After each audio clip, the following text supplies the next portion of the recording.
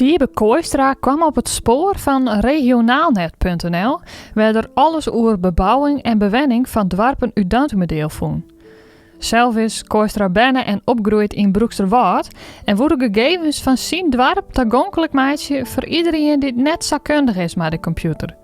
Hij maakte daarom het boek Broeksterwaard van Boodschap aan Dwarp.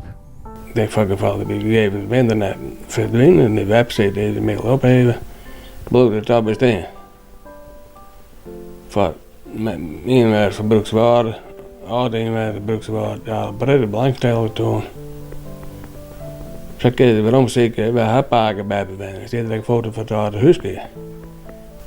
Ik ben nu qua gegevens, ik heb een heel mooie bron, van Jan Kooister's website. Maar omdat dat één document wat drukken boekwerk gaat te verder en hier en daar naar in te verhoren, ben ik nog 16 maanden mee bezig. Binnen nog en 3 maanden word ik het opleveren.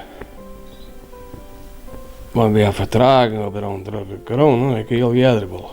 De grote inspiratie voor het boek is Kooistra's in Paken. Mijn paken, mijn namenjouwer, die weer 27 jaar door een grote winkel met wenhuis bouwde. Aan de Meekmaarstraat in Broeksterwaard. En dat had me altijd geïnteresseerd, want ik had mensen nooit gekend. Mijn had hier een bakje in het hak, mijn speaker is kroeg, dus die op een reis. Zei wij komen het bakje bij hij. Zei bij paken door de winkel. Mijn pa kreeg een zak en ris, er waren oorschijf bakjes, en dat was in niet zoveel uitwogen, want we vroeger nog een zelfbedieningssupermarkt, toen in de bedieningswinkel.